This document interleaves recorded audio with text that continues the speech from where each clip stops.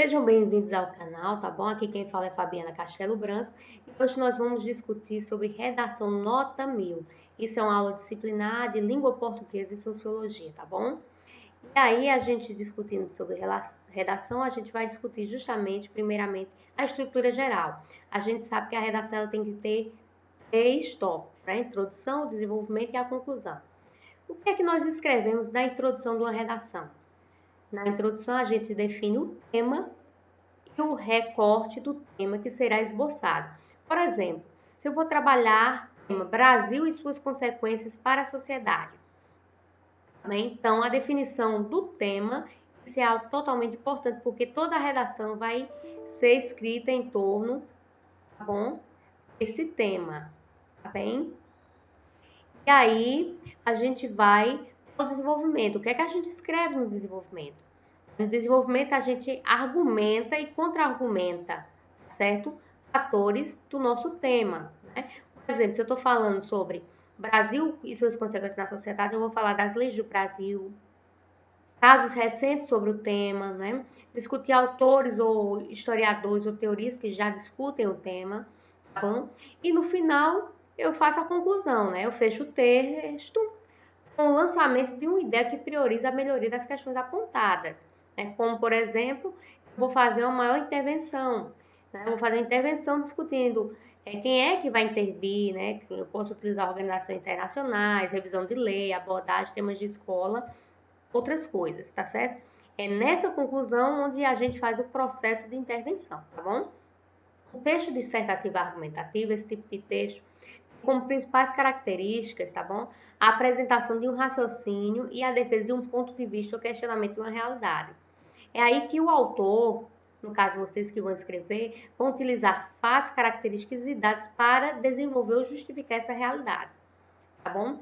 E aí, na introdução lá onde tem a tese, vocês vão apresentar os pontos de vista. No desenvolvimento, vocês vão discutir os argumentos desse ponto de vista.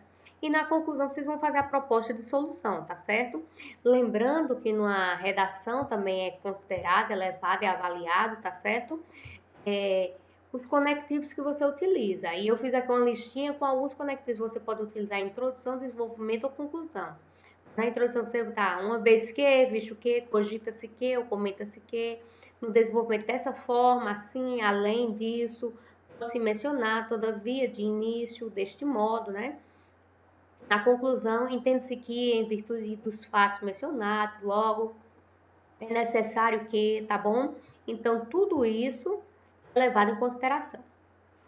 Mas o que é necessário realmente para você fazer uma ótima redação, né? Na introdução, que é onde você apresenta a tese, né, que é a apresentação dos seus pontos de vista, essa parte do texto ela vai orientar, certo? A argumentação de todo o seu texto, tá bom?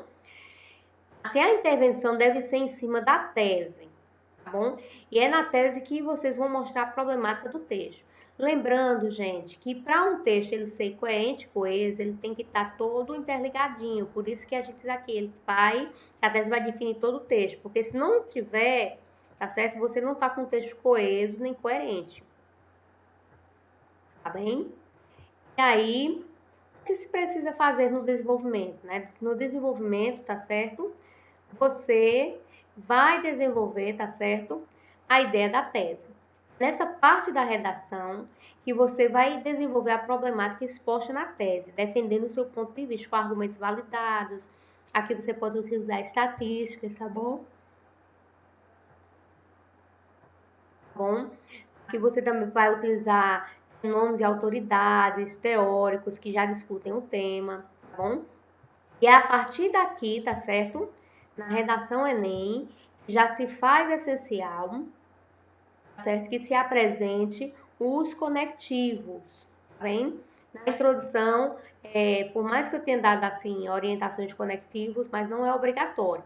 Mas a partir do desenvolvimento é obrigatório. Se sua redação não tiver os conectivos, você vai perder no mínimo 40 pontos ou até mais, tá bom? E aí a gente vai para a última parte da nossa redação, que seria a conclusão, né? Que é a intervenção. E aí na sua intervenção você tem que responder 5 perguntas, tá certo? Você tem que responder quem vai fazer o que você propõe, o que é que a pessoa vai fazer, como vai fazer, por que vai fazer e para que vai fazer. Então, essas 4 respostas têm que estar lá dentro da sua intervenção, tá bom? E aí, para você realmente fazer uma redação nota 1000, né? Em primeiro lugar, você tem que estar atentado também, tá bem atento, tá certo? Às propostas dos textos motivadores, tá certo? Que você também não pode, né, fazer um texto totalmente desligado daquele que vem na proposta de redação. Tá certo, gente? Que vem na proposta de redação. Então, como é que você vai fazer para facilitar, né? As pessoas que têm dificuldade, né? Ela pode grifar certas partes do texto, né? Para que possa lhe ajudar a desenvolver ideias, certo? Ela pode fazer esquemas também, para organizar suas ideias. E depois de feito o esquema, ela vai o quê? Vai desenvolver sua produção textual sempre estando atento aos seguintes aspectos, tá certo? A introdução, o desenvolvimento e a conclusão. Na introdução, tá bom, gente? Lembrando que na conclusão o tema e a tese a serem desenvolvidos tem que ter no mínimo um parágrafo, tá certo? Com mínimo os 2 períodos, ou seja, a introdução tem que estar em um parágrafo. Eu não posso fazer uma introdução maior do que o desenvolvimento, maior do que a conclusão, né? Lembrando que a maior parte do texto é o desenvolvimento, tá bom? Então, um parágrafo para a introdução, 2 ou 3 parágrafos para o desenvolvimento e um parágrafo para a conclusão, certo? O desenvolvimento é preciso apresentar uma argumentação clara em relação à tese proposta, tá certo? Para que o leitor compreenda seu ponto de vista, tá certo? E aí a gente orienta sempre escrever 2 parágrafos, tá certo? Nunca escrever menos de 2 parágrafos, tá certo? E aí cada parágrafo pode ter o quê? Pode ter 3 períodos cada um. E depois a gente chega na conclusão, né? Deve ser apresentada a proposta de intervenção do problema apresentado. Lembrando, gente, que nessa proposta de intervenção tem que responder aquelas 5 questões lá, tá bom? É obrigatório colocar aqui os agentes que vão fazer, ou seja, quem vai mediar o problema e quais seriam as ações, certo? Isso tem que estar claro, tá certo? E o que é que você não deve fazer para não reduzir sua nota na redação do Enem, tá certo? Tem certas coisas que você não pode fazer. Você não pode fugir do tema proposto, você não pode fazer um texto com menos de 10 linhas, tá certo? Você não pode desrespeitar os direitos humanos, utilizar racismo, xenofobia, homofobia, sexismo, tá certo? Você não pode fazer isso. Você não pode desviar do tipo de dissertação solicitada. Se é um texto dissertativo, argumentativo, sempre são a maioria dos textos do Enem, então você não pode utilizar termos como em minha opinião, porque esse termo é típico do artigo de opinião, tá bom? Se você cometer erros gramaticais, você também perde pontos, né? Erros de ortografia, de pontuação, tá certo? Então, se você tem dúvida como se escreve uma palavra, de preferência utilize sinônimos. Também não pode repetir uma palavra muitas vezes, tá certo? Por isso, você tem que ter o quê? Um vocabulário vasto com relação a sinônimos, tá certo? O uso de linguagem oral e informal você não pode fazer. Você não pode utilizar palavras muito rebuscadas. Excesso de citação ou citação sem critério, não faça isso que você também perde ponto. Impropérios, desenhos e deboches também não pode utilizar, tá certo? Então, de preferência, as redações da Enem são textos verbais, então se prende ao que se pede, tá bom?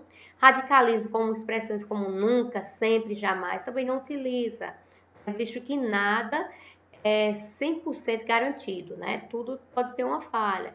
Então, provavelmente, talvez, a maioria, grande parte, são termos mais utilizados, tá certo? Não termos como nunca, também, sempre, jamais, não utilizar, tá bem? Não se pode utilizar verbo ou pronome na primeira pessoa, tá bom? E aí, já nessa parte aqui, eu já discuto com vocês alguns temas que podem ser pedidos na redação desse ano, tá bom? E aí, lembra, gente, que isso são dicas que você vai utilizar para a sua redação, tá bom? Então, quais são os temas que podem cair na redação desse ano? Sistema Previdenciário Brasileiro, Principalmente, tá certo, gente? A parte que se discute na privatização do sistema penitenciário brasileiro. Outro ponto também que se discute bastante é o trabalho ou não de presos para manterem seus custos dentro dos presídios, tá certo? Mobilidade urbana sustentável é outro tema. Doenças virais e casos de saúde pública, né, com coronavírus, esse pode ser também um tema levado em conta. Ideologia nas escolas e universidades, tá certo? E aí a gente entra no movimento, né, escolas sem partido, tá certo? É um dos temas aí, né, discutido dentro desse tema. Solução para fake news, né? Fake news também é um assunto que está liderando o ranking. Segurança na internet, né? Visto as grandes fraudes que ocorrem via internet, via redes sociais, tá certo? Clonagem de celulares, então isso pode ser um ponto levado em conta também. Segurança da internet, eu já falei. Os impactos psicológicos do uso da rede social por jovens, tá certo? Isso é algo que pode ser levado em consideração. A importância e os desafios da educação financeira nas escolas do Brasil, que é um ponto hoje que se levanta muito, sim, deve se ensinar ou não a educação financeira aos jovens desde cedo, tá certo? Outro ponto levado em consideração, né, o movimento anti-vacina e o ressurgimento de doenças erradicadas no Brasil. Muitas pessoas estão deixando de vacinar crianças, né, porque existe um movimento contra, e aí algumas doenças estão voltando ao Brasil. Então, isso pode ser algo que seja discutido também, tá bom? A automedicação e a cibercondria, né, na sociedade brasileira, aquele famoso, né, tá doente, pergunta ao Dr. Google, né? E as pessoas vai à internet e termina se automedicando. É outro ponto que pode ser discutido, tá bom? E, por fim, o homeschooling, tá certo? Que são as vantagens e desvantagens da educação à distância para a formação básica e superior. É outro ponto que pode ser discutido, já vinha sendo discutido e agora no período de pandemia está sendo muito utilizado, tá bom? E aí, para finalizar a aula de hoje, tá bom? Eu deixo para vocês aqui um blogzinho que tem alguns modelos de redação nota 1000 que vocês podem tomar como referência, tá certo? Às vezes a gente também precisa ver o exemplo para escrever. Então, sigam todas essas orientações, tá certo? Vejam redações que já foram feitas e vocês vão se dar bem no Enem. Então, até mais, não se esqueçam de se inscrever no canal, tá bom? Qualquer dúvida, pode deixar comentário aí embaixo que responderemos em breve.